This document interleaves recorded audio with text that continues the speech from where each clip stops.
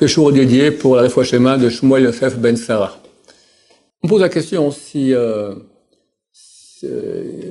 quelqu'un nous humilie ou profite de nous ou nous blesse, d'accord, et on peut se défendre. Alors d'un côté, on a envie de se défendre. Alors est-ce qu'on se défend, ou bien d'un autre côté on se dit non, peut-être c'est plus juste d'encaisser sans répondre. La réponse, elle est permis de se défendre, tant que c'est dans le domaine normal, d'accord, il t'a fait guili-guili, tu lui fais qu'une tarte, c'est interdit. Normal, tu lui dis pourquoi tu me fais guili-guili, enfin, pas maintenant, ça me dérange, on peut.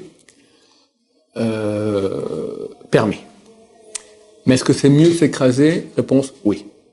Mais c'est pas obligatoire, parce que c'est un très haut niveau. Jusqu'à quel point? Chazal disent, comme le seuil de la porte. Tu te mets sur le seuil de la porte, tous les gens qui passent marchent dessus, comme ça. C'est pas notre niveau. Nous, c'est une petite cloque, on nous presse dessus. Un peu, on supporte. Un peu plus, on hurle déjà. Là, tu te mets sur le seuil de la porte et tout le monde te marche dessus. C'est pas les choses que nous comprenons. Alevavot, il donne un exemple encore pire, il parle de... Il y avait un sage un jour, il dit à quel point j'aimerais arriver à ce degré de ce sage, qui était sur le pont d'un bateau. Il y avait le bateau, il y avait les compartiments, un pour les riches, moyens, puis les super pauvres, ils dormaient sur le pont du bateau. Vient des riches comme ça au milieu de la nuit, et, sauf autre respect, il urine sur le pauvre. Et ce sage d'Israël, il n'a pas réagi du tout. Robot Alvavot, il dit, les devoirs du corps, c'est un des grands livres de Moussa médiévaux, il dit extraordinaire, extraordinaire. Donc, il y a une tendance à vouloir aller dans ce sens, mais il faut comprendre où on est, d'accord? Nous, on est sur une échelle de 1 à 100, on est à 99 si on se travaille bien.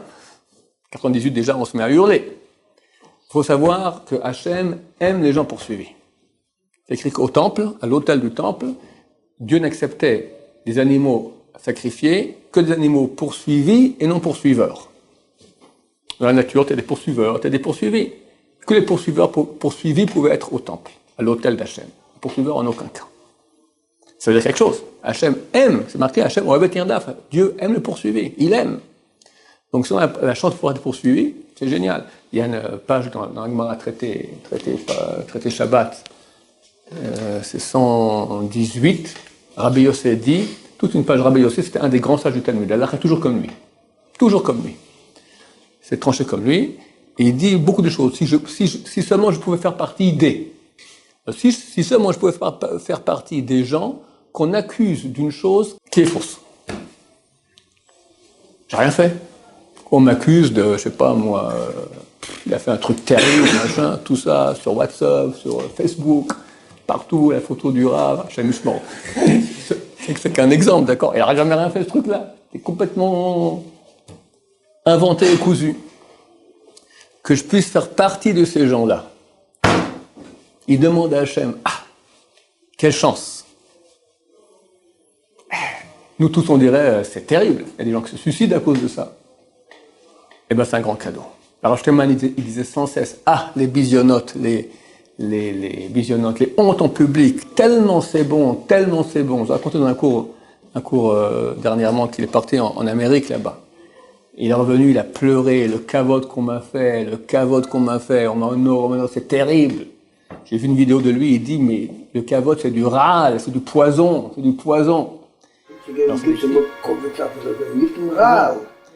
Alors c'est écrit que durant Soaïch, un type est venu, et là, pendant une minute comme ça, le grand de la génération, il le traite de tous les noms, pourriture, le grand de la génération.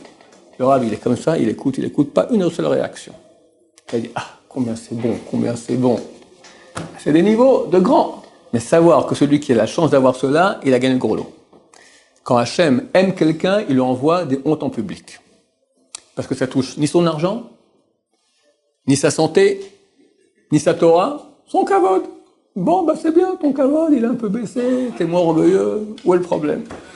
Il y a des gens qui subissent des hontes en public et ils ne savent pas que Hachem aime ça et ça les rend très durs. Et la souffrance publique, elle est terrible. C'est pour ça que c'est si grand. C'est pour ça que maintenant, il faut savoir dominer son cœur. C'est pas n'importe quoi. C'est marqué que ceux ceux qui sont blessés ne blessent pas, sont considérés comme un soleil au milieu de sa course. À midi, tu regardes le soleil comme ça, impossible de le regarder. Comme ça, ils seront, quand Mashiach va se dévoiler, on ne pourra pas les regarder tellement ils seront lumineux. Parce qu'il est blessé et il ne répond pas. Une histoire que je racontais déjà.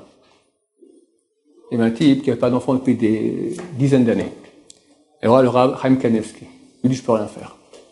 C'est bloqué. Il faut que tu prennes une bracha de quelqu'un qui ne répond pas dans une bagarre.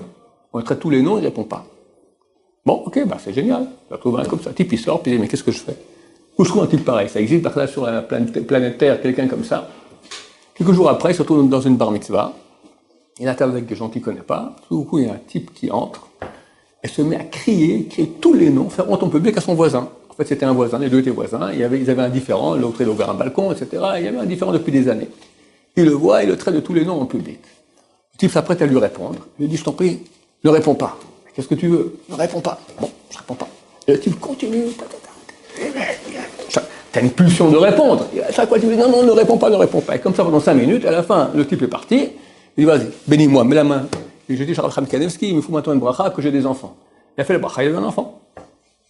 Mais ça veut dire, Rav Chaim Kanevski, qui est le plus grand homme du monde, il dit, je peux pas, c'est bloqué, il faut un type comme ça. Tu comprends le niveau que c'est? Quand on nous fait honte en public, tu réponds pas. Le roi David, il est devenu la 4e roue du chariot céleste à ce moment-là. Ni pour le Télim qu'il a fait, ni qu'il a voulu construire le temple, ni toutes les guerres qu'il a fait pour Hachem, tout ça, c'est gentil. Mais en public, on t'a fait honte, t'as pas répondu, à ce moment-là, il est devenu la 4 roues du chariot céleste. Abraham, Isaac, Yaakov, le roi David. Baruch Adonai, l'olam, amen, amen.